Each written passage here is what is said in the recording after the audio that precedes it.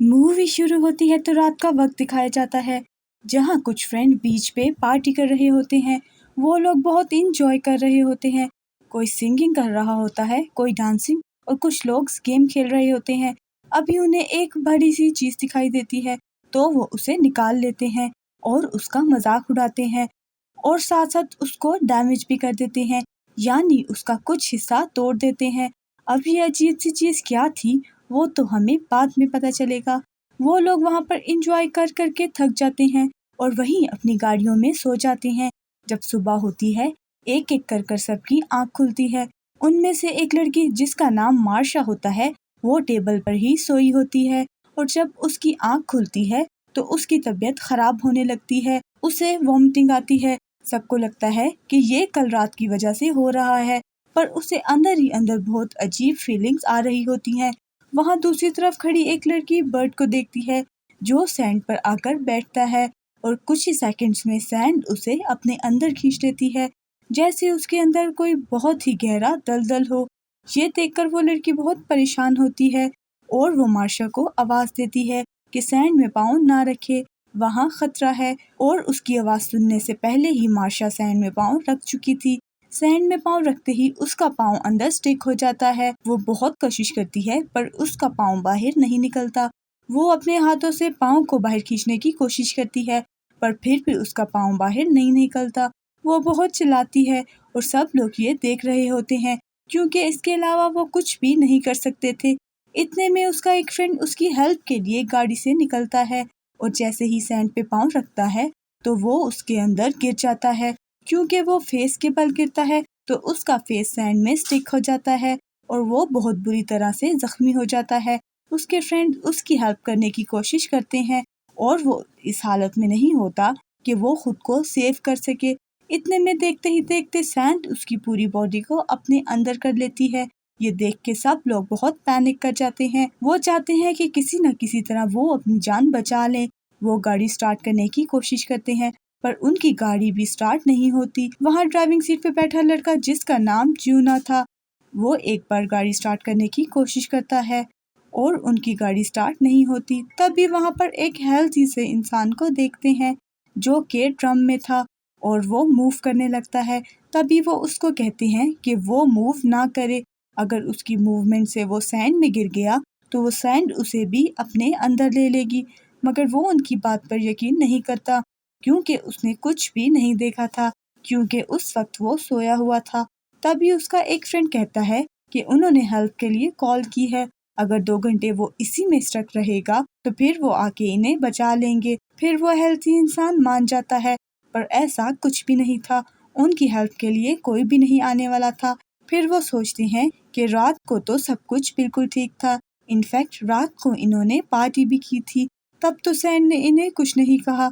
अब अचानक से क्या हो गया है, और इनके साथी बाकी कहाँ पर हैं? वो सब कहाँ चले गए? तभी इन्हें सोचते सोचते याद आता है कि शायद सैन ने उन्हें भी अपने अंदर ले लिया होगा, और ये लोग सेफ इसलिए हैं क्योंकि ये अपनी अपनी गाड़ियों में थे, या फिर किसी ऊंची जगह पे। तभी वो हेल्दी आदमी चिल्लाने लगता है कि उसे सनरेज तंग कर रही हैं। तो उसका एक फ्रेंड उसकी तरफ सन ब्लॉक फेंकता है कि ये लगा लो, ये तुम्हें सनरेज से प्रोटेक्ट करेंगी। और वो उसे लगा लेता है, और उसे थोड़ा सुकून मिलता है। इतनी देर में इन्हें वही अजीब सी चीज नजर आती है, जिसको रात को ये लोग डैमेज कर रहे थे, और अंधेरे में इनको नहीं पता चला, पर वो एक एग होता है जो कि डैमेज हो गया था, और इन्होंने इसको डैमेज करके बहुत बड़ी गलती कर दी थी, और इसमें जो भी क्रिएचर था वो अब बाहर निकल गया है। तभी मार्शा की फ्रेंड कहती है कि हो सकता है इसमें से जो क्रिएचर निकला हो वो सैंड में ही हो। तभी वो एक चीज सैंड में फेंकती है, और सैंड उसे भी अपने अंदर ले लेती है। तभी उनका फ्रेंड जूना कहता है कि उन्हें खुद ही अपनी मदद करनी होगी, और वो स्केटबोर्ड लेता है और उस पे चलकर टेबल के पास जाने की कोशिश करता है। वो सक्सेसफुल टेबल तक चला जाता है, पर तभी उसका पाँव स्लिप हो जाता है, और वो सैंड में से एक क्रिएचर निकलता है, जो उसके पेट को टच करने लगता है। पर वो बिल्कुल भी नर्वस नहीं होता, और जल्दी से टेबल पर चढ़ जाता है। वहाँ उसे एक बैग मिलता है, जिसमें कुछ स्नैक्स होते हैं। वो उसमें से एक बनाना निकालता है और उसे खाने लगता है। वो खाते ही उसे वॉमिटिंग हो जाती है, और जब वो अपने पेट की तरफ देखता है, تو اس پہ بہت سارے زخم ہوتے ہیں جو اس کریچر نے کیے تھے۔ یہ دیکھ کر سب ڈر جاتے ہیں، لیکن وہ کہتا ہے کہ تم لوگ پریشان نہ ہو، میں بالکل ٹھیک ہوں، اور وہ سب کی طرف کولڈ ڈرنکس پھینکتا ہے۔ تبھی اس کے پیٹ میں درد ہونے لگتا ہے اور اس کے زخموں سے بلڈ نکلنے لگتا ہے۔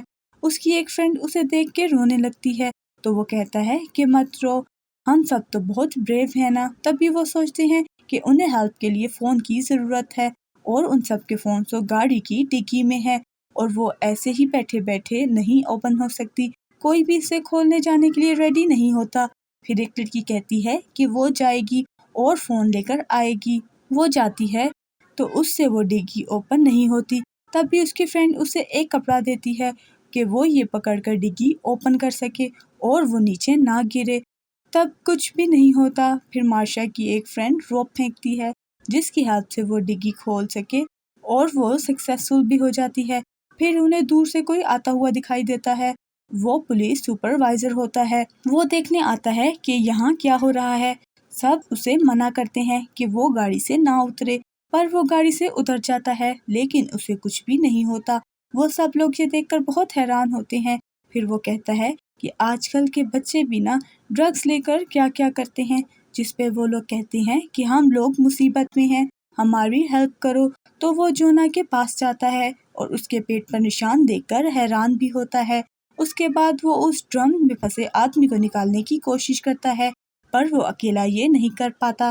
تبھی وہ کہتا ہے کہ میں جا کے اور لوگوں کو ہیلپ کے لیے لے کر آؤں گا، جس پہ جونا کی ایک فرینڈ کہتی ہے کہ ہماری فرینڈ ڈگی میں پھنسی ہوئی ہے، اس کی ہیلپ کرو۔ جس پہ وہ اس کی فرینڈ کے پاس جاتا ہے، پر اس کی فرینڈ کی ہیلپ نہیں کرتا، جس پہ جونا کی فرینڈ اس پہ غصہ کرتی ہے۔ تو وہ کہتا ہے کہ تم مجھ سے ایسے بدتمیزی کیوں کر رہی ہو؟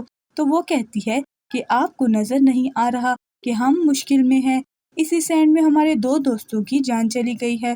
وہ انہیں کہتا ہے کہ یہ اپنی گیم بند کرو اور جلدی سے نیچے آؤ، پر وہ ایسا نہیں کرتے کیونکہ ان کی جان کو خطرہ تھا۔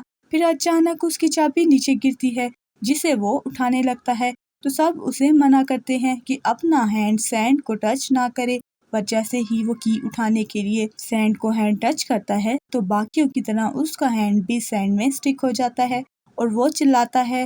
اس کے پاس پیپر سپرے ہوتی ہے جس سے وہ اپنے ہینڈ پہ سپرے کرنے لگتا ہے اور اس کا ہینڈ اس کی باڈی سے الگ ہو جاتا ہے۔ وہ بہت چلاتا ہے اور وہ درد سے بہت چلانے لگتا ہے، اور دیکھتے ہی دیکھتے سینڈ اسے بھی اپنے اندر کر لیتی ہے۔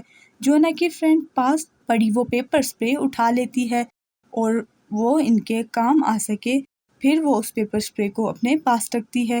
پھر ان کا فرینڈ کہتا ہے کہ اس سپروائزر کو اس لیے کچھ نہیں ہوا کیونکہ اس کے پاؤں ڈائریکٹ سینڈ پہ ٹچ نہیں ہو رہے تھے اور اس کے شوز فائبر سے بنے ہوئے تھے، اگر وہ پاؤں پہ ٹاول ریپ کر لیں تو سینڈ پہ چل سکتے ہیں۔ پھر یہ دیکھتے ہیں سب اس کی طرف ٹاول پھینکتے ہیں اور اسے پکڑتے پکڑتے اس کا پاؤں سلپ ہو جاتا ہے اور وہ سینڈ میں گر جاتا ہے، اور اس کا بھی وہی حال ہوتا ہے جو ان کے باقی فرینڈز کا ہوا۔ یہ سب دیکھ کے وہ بہت روتے ہیں اور ایک بلیک گرل اپنے کانوں پہ ہاتھ رکھ کے چلاتی ہے۔ اتنی دیر میں جونا کی فرینڈ گرل کی ہیلپ سے ان کی گاڑی میں آ جاتی ہے اور آ کے اس بلیک گرل کو زور سے تھپڑ مارتی ہے۔ وہ کہتی ہے کہ یہاں آنے کا پلان اسی کا تھا، پر ایسا کچھ ہو جائے گا یہ تو اس کی بھی غلطی نہیں تھی۔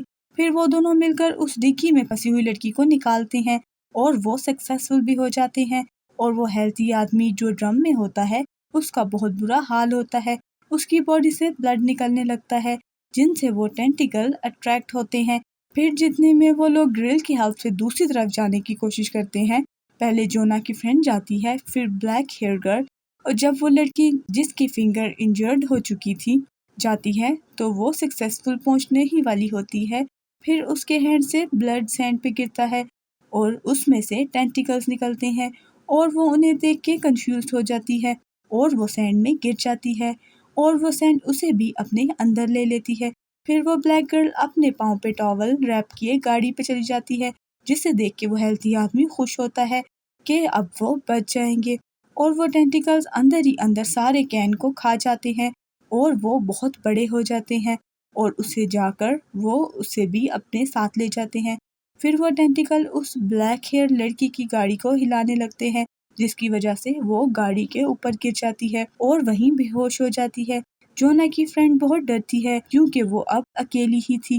اسی طرح رات ہو جاتی ہے اور بلیک ہیئر گرل کو ہوش آتا ہے تو وہ ایک باتھ ہیئر ٹب کے تھرو جونا کو اس میں سے گاڑی میں لے آتی ہے۔ اتنے میں وہ کریچر بھی نکل آتا ہے اور وہ اپنے ٹینٹیکل سے حملہ کرنے لگتا ہے۔